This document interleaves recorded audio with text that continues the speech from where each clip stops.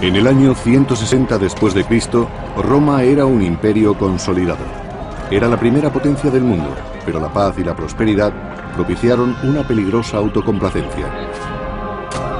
Sus enemigos lo percibieron, y el emperador Marco Aurelio hubo de levantar en armas al imperio para luchar por la supervivencia. En el siglo III después de Cristo, mientras el imperio romano trataba de evitar las invasiones y se enfrentaba al creciente poder de la cristiandad, un emperador emergió del caos. Su nombre, Trajano Decio, un líder que no dudó en recurrir a la guerra y a los dioses paganos. Eran muchos los pueblos que buscaban la destrucción de Roma. El Imperio Romano, la ira de los dioses.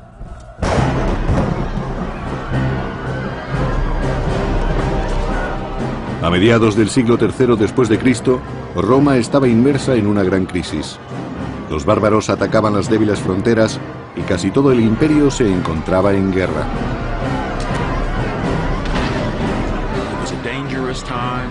Fue una época de mucho peligro y tensión para el imperio.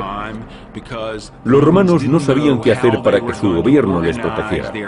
Durante los últimos 200 años se habían acostumbrado a la paz y a la prosperidad. Desesperados, muchos ciudadanos romanos recurrieron a los dioses paganos para que les libraran de los peligros de la guerra. Pero muchos otros encontraron el consuelo en una nueva religión, el cristianismo.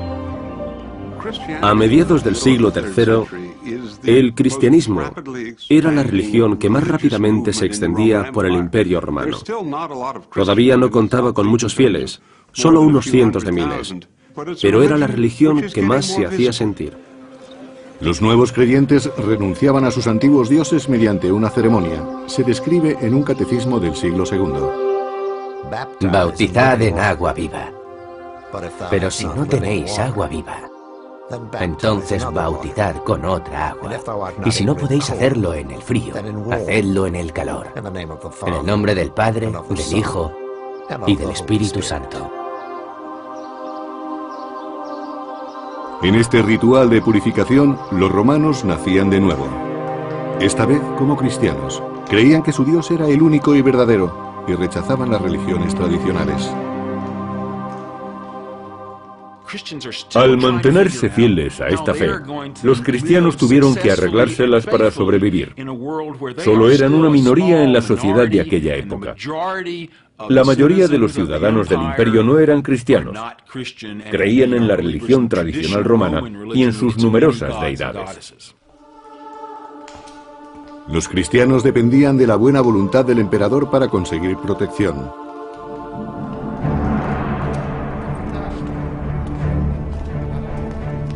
En el año 248 después de Cristo, Filipo era el emperador de Roma.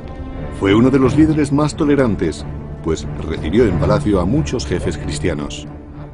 Filipo no era demasiado fiel a las tradiciones y dialogaba con personas muy diversas, incluso con los cristianos, aunque sabemos que él no lo era.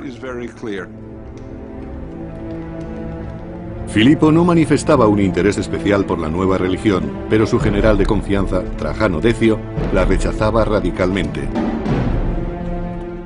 La característica más destacable de la personalidad de Decio es que era extremadamente tradicional. Era un pagano convencido y tenía una visión casi mística de los valores romanos. Por eso rechazaba cualquier cosa que se considerase contraria a las costumbres romanas, pues las consideraba un grave peligro. Decio temía que el trato favorable de Filipo hacia los cristianos enfureciera a sus dioses. Eso empeoraría la crisis que se propagaba por el imperio. Los soldados romanos se amotinaban en Siria, Germania y Moesia, las modernas Bulgaria y Serbia. Una nueva tribu de bárbaros, los godos, había cruzado el Danubio adentrándose en el imperio. No era el mejor momento para enemistarse con los dioses.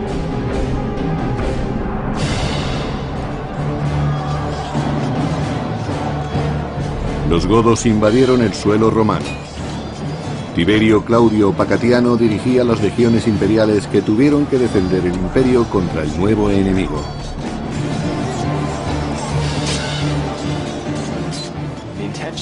Los romanos eran conscientes de las intenciones de los godos y estaban preparados para defender el imperio, pero no pudieron prever la intensidad ni la duración de los ataques enemigos y tampoco imaginaban la extensión del territorio romano que sería invadida.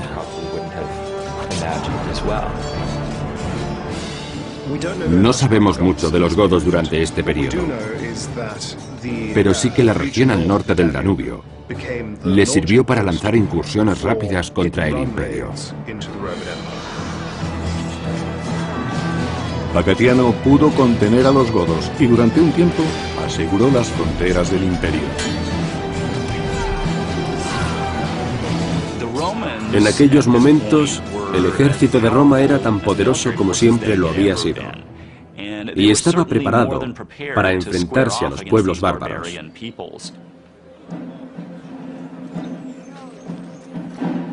Pero en sus campañas, los soldados se cansaban de recibir órdenes de un lejano emperador y prefirieron elegir el suyo propio, Pacatiano, para que sustituyese a Filipo en Roma. Pacatiano se convirtió así en un personaje abyecto de la escena política, el usurpador. El usurpador es alguien que se convierte en emperador por medios ilícitos, o que accede al trono apoyado por el ejército. Al fin y al cabo, era el ejército el que nombraba y deponía a los emperadores. El Senado romano se limitaba a legitimar al emperador, reconociendo su derecho a gobernar. Pero sin la ayuda de los soldados, el emperador no podía durar mucho. Como usurpador, Pacatiano era consciente de que solo tenía el apoyo de las legiones. Era lo único que podía llevarle a ocupar el trono de Roma.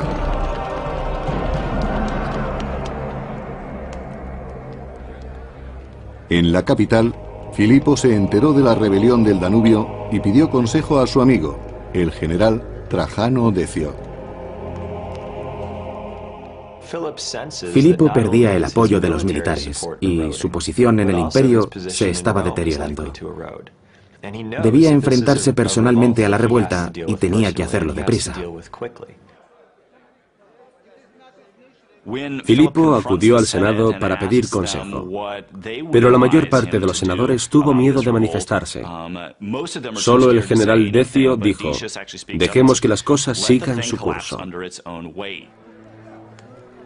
En el Danubio, Decio trató de infundir confianza en Filipo, pero fue en vano. El emperador tenía motivos para estar preocupado. Filipo estaba intranquilo.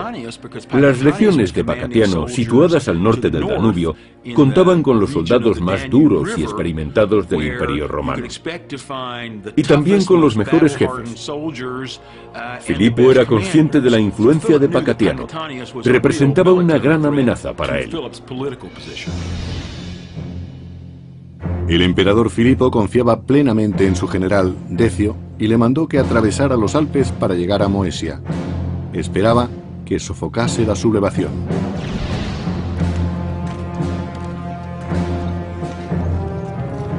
Pero antes de que Decio llegara a Moesia, estalló un motín entre los legionarios de Pacatiano.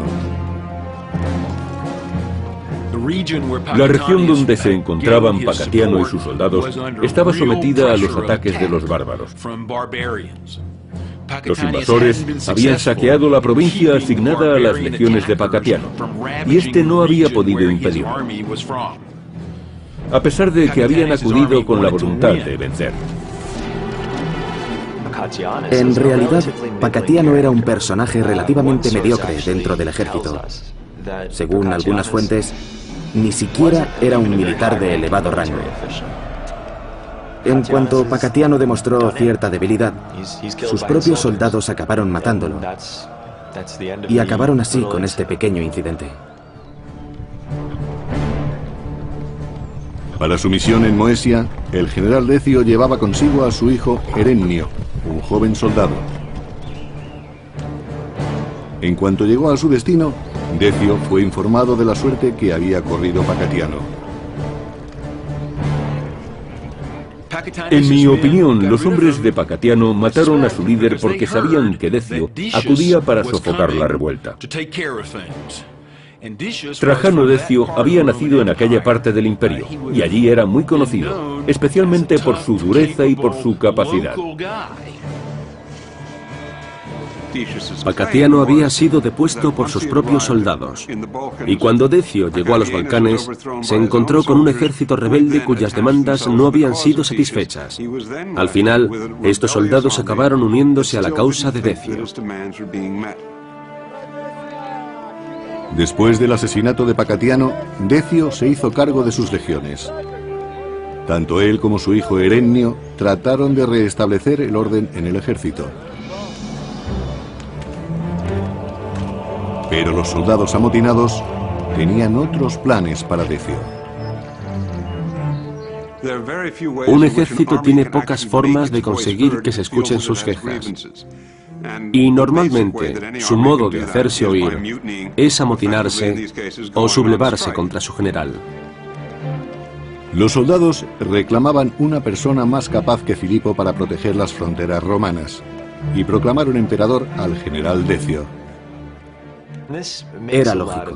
Decio procedía de la región de los Balcanes y comprendía las dificultades de los ejércitos que habían sido enviados al Danubio.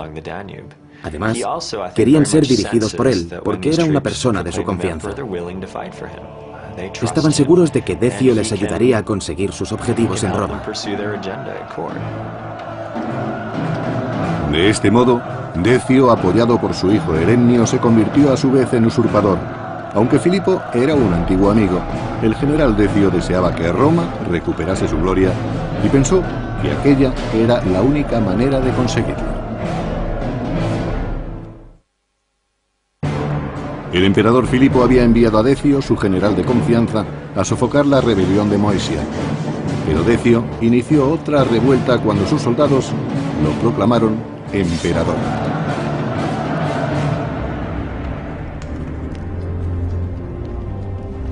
En Roma, el emperador Filipo era completamente ajeno a la traición de Decio y aguardaba que le comunicaran el final de la rebelión de Pacatiano.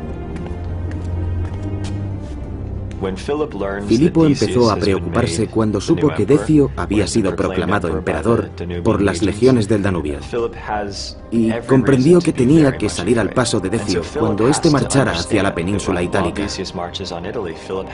No podía quedarse en Roma si quería seguir siendo emperador. Dolido ante aquella traición, Filipo tendría que enfrentarse a su antiguo amigo y aliado. Y ordenó a las legiones que aún le eran fieles que se prepararan para el combate. Filipo partió de Roma con sus tropas para detener a Decio en Verona. El ejército rebelde venía de Moesia atravesando los Alpes.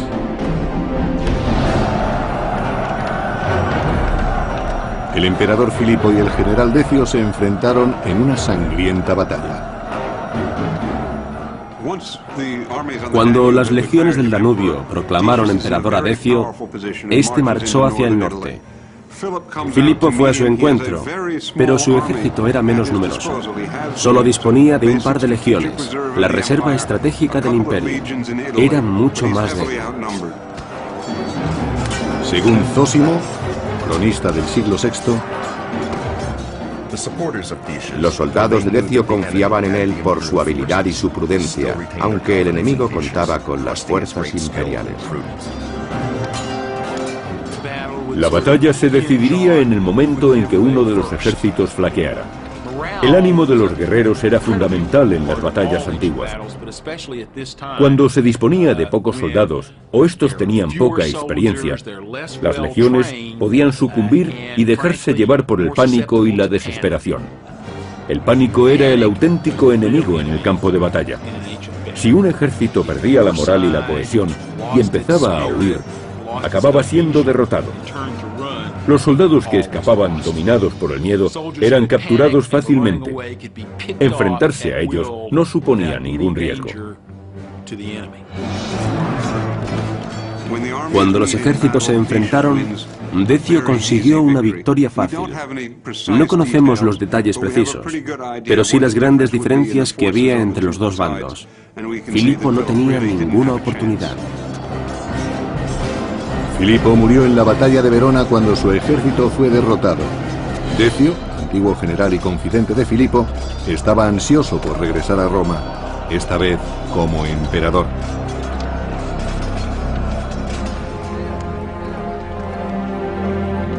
De vuelta a la capital, Decio y su hijo Herennio fueron recibidos por el Senado, que legitimó su cargo.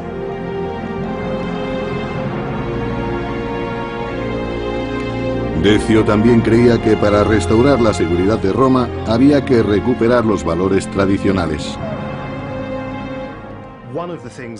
Igual que les ocurría a otros muchos dirigentes, Decio pensaba que debían recuperarse las tradiciones y la religión pagana.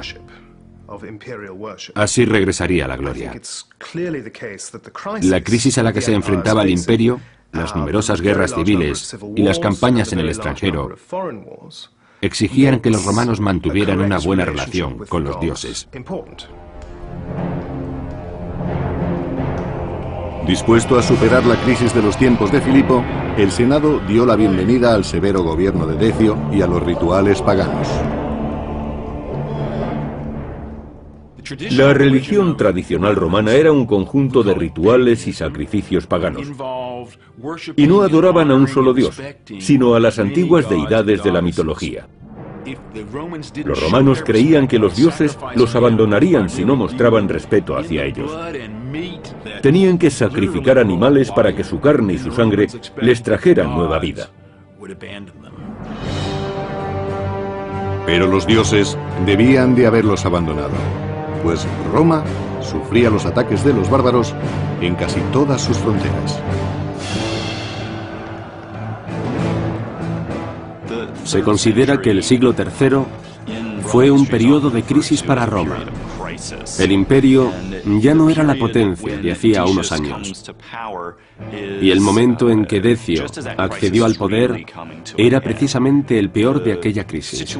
Las fronteras seguían siendo una zona muy inestable. Los godos causaban estragos en las tierras fronterizas donde estaban derrotando a las legiones romanas. En las batallas antiguas era difícil combatir y el ruido era terrible. Era muy importante no salirse de la formación, porque cuando ésta se rompía, resultaba más difícil defenderse a uno mismo y a los de al lado. Si eso ocurría, el enemigo ganaba terreno y el combate podía convertirse en una masacre.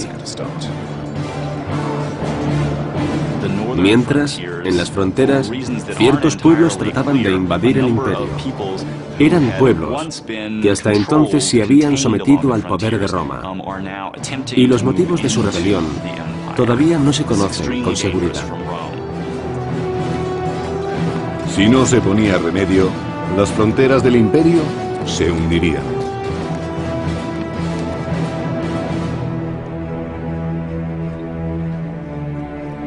Como solución, Decio ordenó que se edificaran más templos paganos.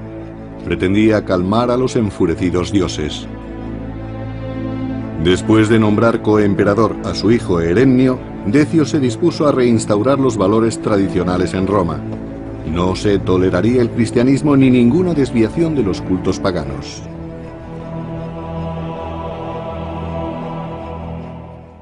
Los romanos creían profundamente en el poder del pasado. Por eso Decio quiso realizar reformas religiosas y recuperar las tradiciones. Debían comportarse como en otros tiempos. Si siempre habían hecho sacrificios, ahora volverían a hacerlos. El edicto de Decio recogía las normas que debían seguir los ciudadanos romanos y, según una de ellas, todos acudirían a los templos para ofrecer sacrificios a los dioses. La religión romana tradicional se manifestaba principalmente por medio de unos rituales. Y se trataba de unos rituales muy sangrientos, en los que se ofrecía la vida y la muerte. Para mostrar respeto hacia los dioses y compartir con ellos la esencia de la vida, había que matar un animal y después cocinarlo. Desde el punto de vista de los romanos, los sacrificios eran un ritual imprescindible. Así mostraban su devoción a los dioses y estaban en paz con ellos. El emperador Decio exigió que todos los romanos participaran en los ritos, independientemente de su religión. Todas las personas que realizaran un sacrificio obtendrían un certificado. Y para que nadie escapara, Decio utilizó el sistema de recaudación de impuestos. Así se aseguraba de que todos realizaran sus sacrificios delante de testigos. Aquel que no tuviera el certificado del sacrificio se arriesgaba a ir a prisión o incluso a la pena de muerte. Eso era un problema muy grave para los cristianos. ¿Qué les ocurriría si se negaban a hacer el sacrificio? Aquello suponía desobedecer una orden directa del emperador. A los ciudadanos de Roma, cristianos o paganos, les aguardaba un futuro incierto.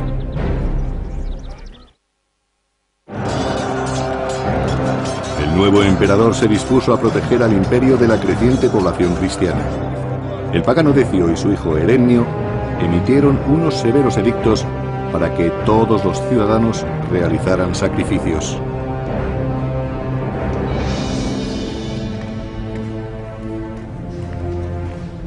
El emperador Decio decretó que todos los cristianos debían ofrecer sacrificios a los dioses paganos, aunque su religión se lo prohibiera.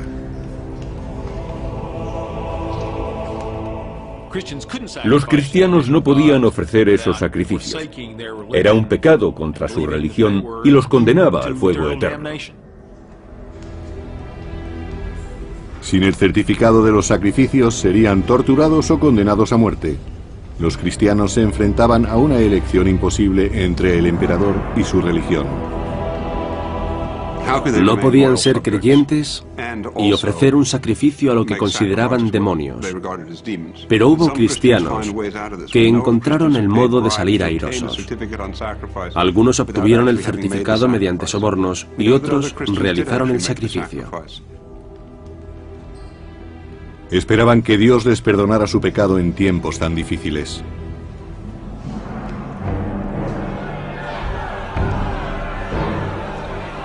Pero no todos los cristianos obedecieron el edicto de Decio.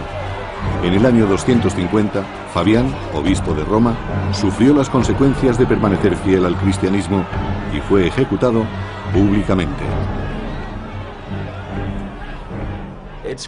Posiblemente Decio no comprendía que los cristianos no podían obedecerle, pues no conocían su religión. Exigió que todos los ciudadanos romanos realizaran sacrificios, y los cristianos no estaban excluidos. Pero la pena por no realizar los sacrificios era muy severa.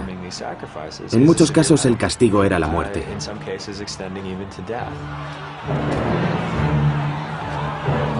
Eusebio de Cesarea, cronista cristiano del siglo IV, escribió sobre los martirios y las persecuciones. Estoy admirado por su perseverante valor, pues manifiestan abiertamente la profesión de su fe. Los mártires no flaqueaban, sino que alzaban sus ojos y no temblaban ni tenían miedo. Lactanio, cronista del siglo III, criticó duramente al emperador. Decio, bestia maldita, vino al mundo para turbar a la Iglesia. ¿Quién, sino un loco, condenaría una religión? Conforme aumentaba la represión, muchos cristianos no tuvieron las mismas fuerzas que los mártires y prefirieron someterse y conservar la vida.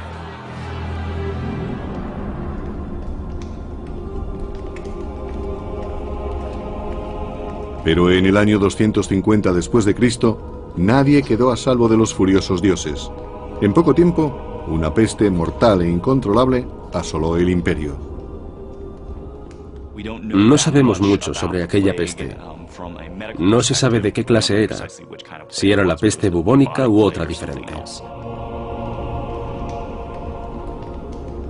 Ni siquiera los inocentes pudieron escapar del azote de la terrible plaga.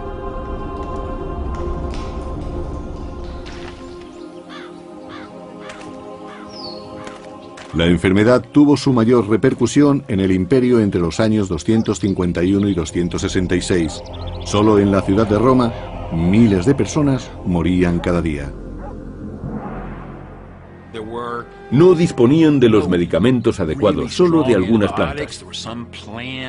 Las cebollas tienen un efecto antibiótico suave, pero ante las plagas, especialmente si eran víricas, no había defensa. Se podía estar sano y morir en cuestión de horas. Ni siquiera el emperador podía detener a este despiadado enemigo. Decio debió de angustiarse cuando vio que las cosas empeoraban. Habían realizado muchísimos sacrificios y la peste seguía azotando irremediablemente a la población.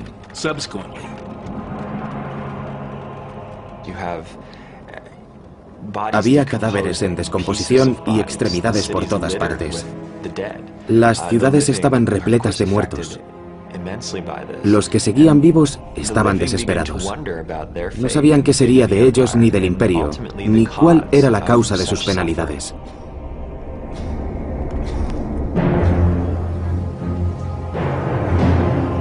Pero los cristianos tuvieron que enfrentarse a una injusticia más, pues los paganos les acusaron de ser los culpables de aquel castigo. Naturalmente, necesitaban encontrar culpables, y lo más fácil era acusar a los cristianos. Es muy posible que las persecuciones se intensificaran a causa de la peste.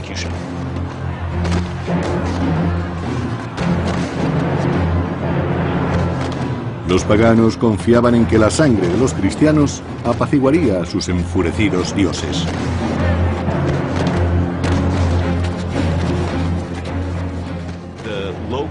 Los romanos decidieron volverse contra los ciudadanos que no seguían las tradiciones, y literalmente los mataron uno tras otro. Los perseguían por todos los territorios del imperio, y cuando los encontraban, los llevaban a juicio y los ejecutaban. Las persecuciones debilitaron muchas comunidades cristianas. Incluso la comunidad de Éfeso, en la moderna Turquía, fue testigo de esta violencia desproporcionada. Según relata el cronista del siglo XIII, Jacobo de Vorágine, cuando Decio llegó a Éfeso, ordenó a los cristianos que hicieran sacrificios. De lo contrario, serían condenados a muerte. Había 7 cristianos que no querían obedecer, y Decio les impuso un cruel castigo. Está descrito en los manuscritos medievales cristianos y musulmanes. Decio los metió en una cueva y la selló con rocas. Los cristianos morían de hambre entre sus paredes por falta de alimentos. La leyenda cuenta que los 7 mártires durmieron en la cueva durante 208 años para despertar cuando un emperador cristiano gobernaba en Roma. Muchos de los cristianos del imperio tuvieron que huir a lugares deshabitados.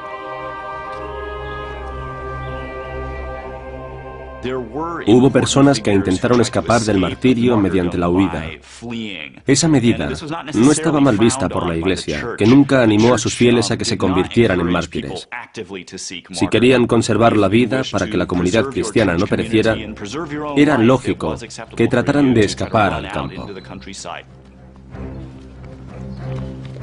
Pero en la zona de las fronteras, estos desafortunados fugitivos eran buscados y apresados por las tribus bárbaras. El ejército no podía ofrecer protección a todos los ciudadanos. Y cuando alguien abandonaba su comunidad, estaba expuesto a muchos más peligros. Por supuesto, no podían llamar y denunciar las agresiones. Supongo que los cristianos sufrieron mucho. Habían huido de la persecución y ahora corrían peligro en las fronteras.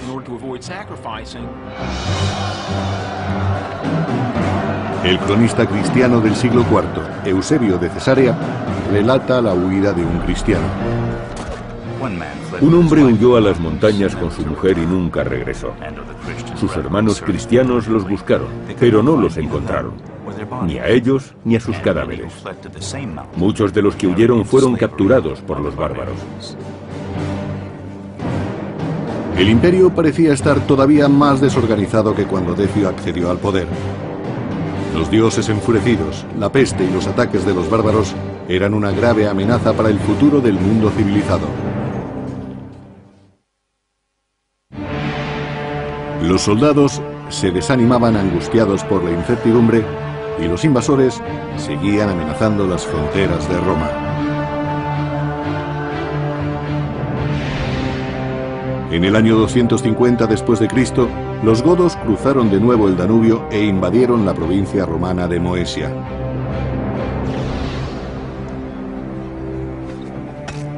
Los godos estaban dirigidos por un caudillo muy enérgico, Niba, que contaba con la lealtad de su tribu.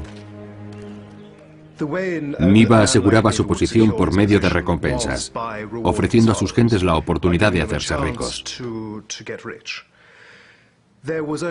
Al norte del Danubio, los bárbaros no habían encontrado muchas riquezas ni grandes ciudades que saquear.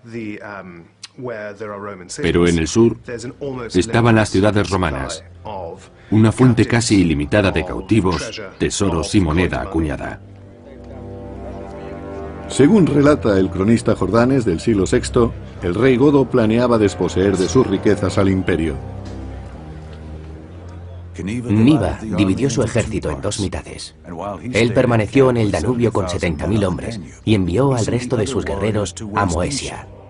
Sabía que la ciudad no estaba bien protegida.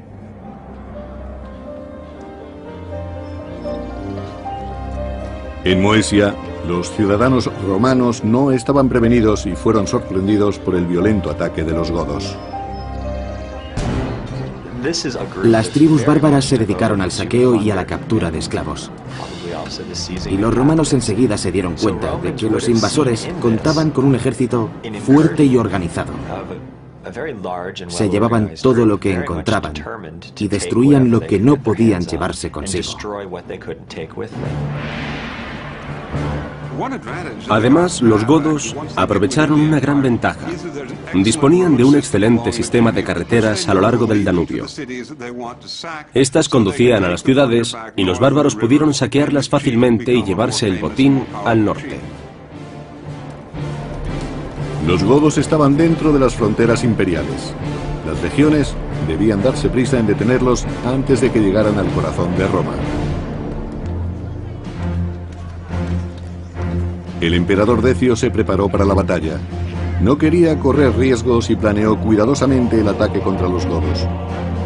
Su hijo mayor, Herennio, lo acompañaría a Moesia, y el más joven, Hostiliano, se quedaría en Roma. Hostiliano era un niño y se quedó en Roma con su madre. La razón era obvia. Si en la capital se requería la presencia de una figura imperial, Hostiliano podía representar a su padre. Aquella era la única forma de asegurar la autoridad de Decio en todo el imperio.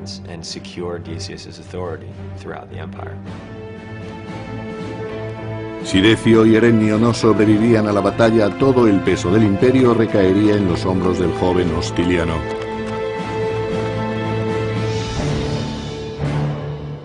Decio y su hijo se dirigieron al este para enfrentarse a Niba y a los godos. Encontraron a los invasores en Nicópolis Aristrum, en la provincia de Moesia.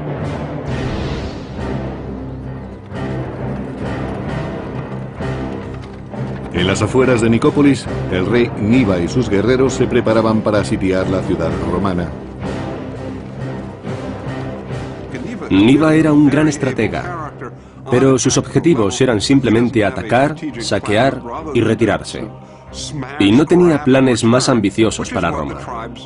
La capital del imperio no era más que otra ciudad en la que podría conseguir un valioso botín. Decio y Erenio salieron al paso de los godos justo antes de que estos llegaran a Nicópolis. En los antiguos combates, los romanos y los bárbaros se veían cara a cara con su oponente. Estaban delante de la persona a la que trataban de matar. Las batallas no solían durar demasiado tiempo, pues los atacantes se fatigaban enseguida. Después del primer enfrentamiento, los combatientes acababan agotados. Jordanes, cronista del siglo VI, describió la derrota de Niva. Cuando Decio se acercaba, Niva, con un ejército todavía fuerte, se retiró a la región de los Balcanes, que no estaba lejos.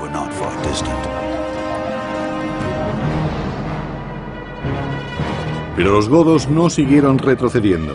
Se quedaron en Filipópolis, una ciudad de Tracia.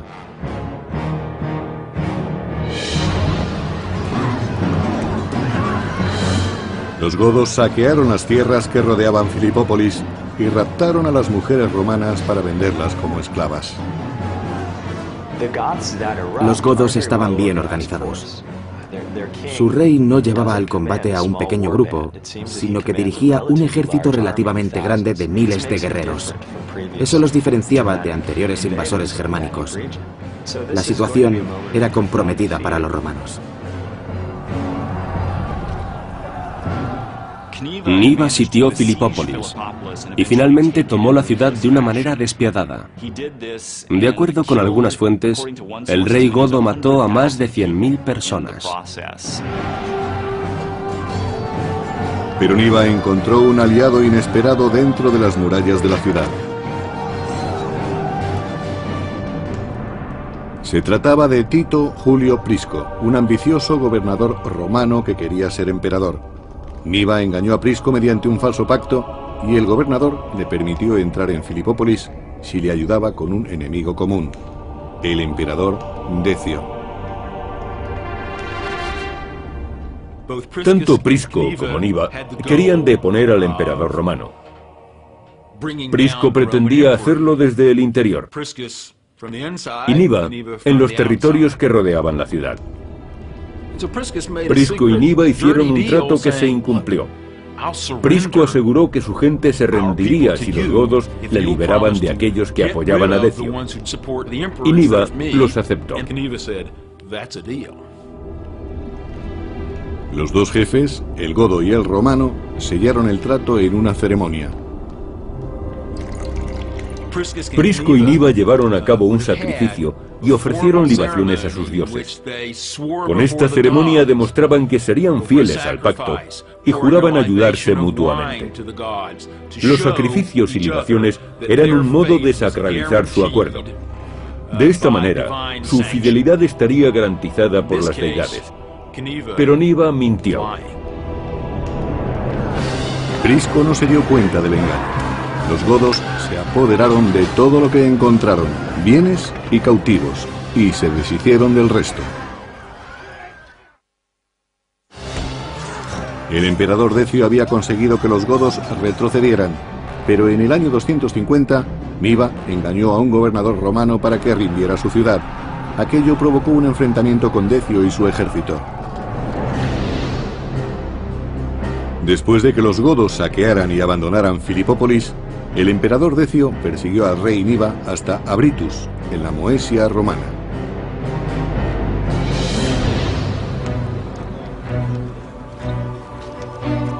En las afueras de Abritus, Decio, su hijo Erenio y el sacerdote de la legión utilizaron el único recurso que les quedaba para vencer, sus dioses paganos. Decio sabía que iba a ser la batalla más importante de su vida. Así que hizo todo lo posible por conseguir el favor de los dioses y realizó un sacrificio. Cuando el humo del altar subió a los cielos, nadie pudo dudar de que el emperador había hecho cuanto podía para ganar aquella batalla. La victoria de Roma estaba en manos de los dioses. El cronista del siglo VI, Jordanes, recuerda el lugar donde se celebró el sacrificio, en las afueras de la actual ciudad búlgara de Razgrad. Se le conoce como el altar de Decio, porque allí realizó sacrificios a los dioses antes de la batalla. Si Decio quería devolver la estabilidad a Roma, debía obligar a los godos a cruzar el Danubio hacia el norte.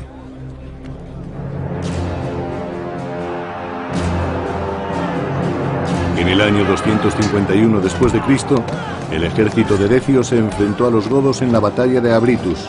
El terreno era húmedo y muy complicado para el ejército romano, que fue derrotado por los bárbaros. Supongo que Decio creía que iba a acabar con Niba.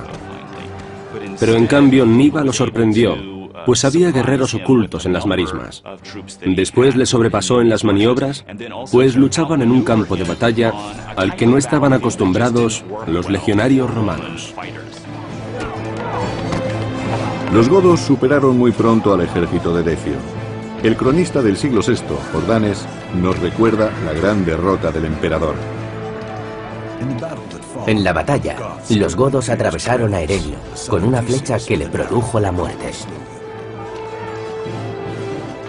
Su hijo, Erenio Etrusco, fue alcanzado por una flecha y murió en el campo de batalla. Sin embargo, Decio no flaqueó en ningún momento.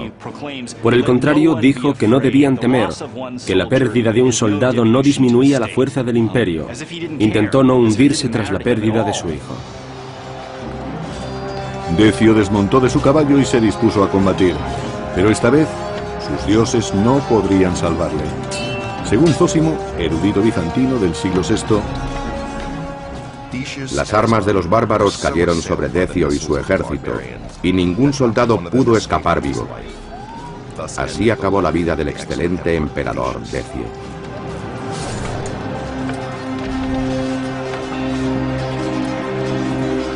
Decio fue el primer emperador de Roma que murió a manos de un ejército bárbaro. Los romanos se dieron cuenta de que el imperio estaba fuera de control. La muerte del emperador tuvo muchas consecuencias. Además, no se trataba de un emperador cualquiera. Decio fue uno de los dirigentes más capaces de Roma. Por primera vez en mucho tiempo, los romanos habían dejado de sentirse seguros frente a otros pueblos. Según algunas fuentes, nunca se encontró el cuerpo del emperador.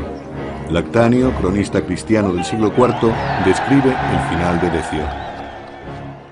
Quedó expuesto a las bestias y a las aves silvestres, que lo devoraron. Un final apropiado para un enemigo de Dios.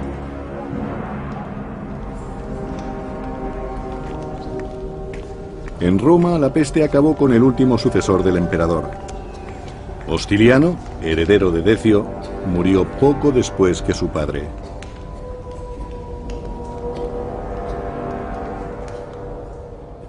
La muerte del emperador y de su hijo eran señal de que los romanos habían perdido el favor de los dioses. Los ciudadanos del imperio debían de estar angustiados, pues ya no sabrían cómo agradar a sus dioses.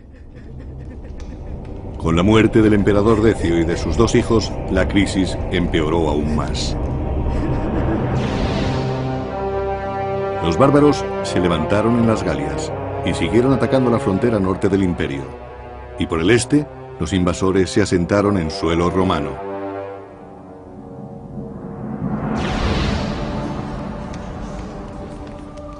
La comunidad cristiana siguió creciendo a pesar de que se intensificaron las persecuciones.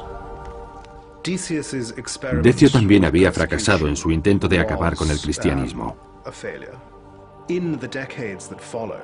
En las décadas posteriores solo hubo otro intento de represión. Y a continuación, durante más de 40 años, la Iglesia cristiana pudo prosperar en libertad. Más de un siglo después, en el año 380, el cristianismo se convirtió en la religión oficial del Imperio Romano. Una merecida recompensa por su fe y su valor, según Eusebio de Cesarea, cronista del siglo IV. Cualquiera que examine la historia comprobará que todos los que han actuado con paz y justicia han saboreado el dulce fruto del éxito. El emperador Decio hizo que la religión dividiera al imperio y provocó una lucha interna entre los romanos. Aquel problema se sumó al de la peste, y sin un ejército unificado, las fronteras de Roma quedaron abiertas al mayor de sus enemigos, los bárbaros.